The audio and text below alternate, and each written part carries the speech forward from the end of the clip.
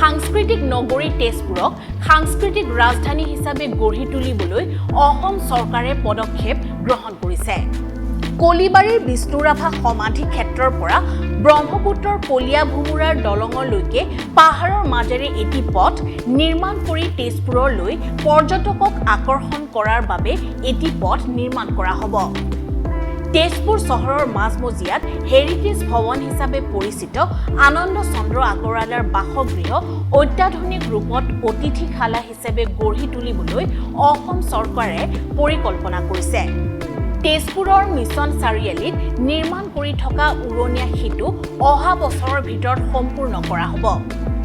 মুখ্যমন্ত্ৰী ডক্টৰ হিমন্ত বিশ্ব শৰ্মাই বৃহস্পতিবাৰে তেজপুৰৰ দৰং মহাবিদ্যালয়ৰ প্ৰেক্ষাগৃহত অনুষ্ঠিত হোৱা ৰাভা দিৱসত অংশগ্ৰহণ কৰাৰ পিছতে সাংবাদিকৰ আগত এই কথা ঘোষণা কৰে।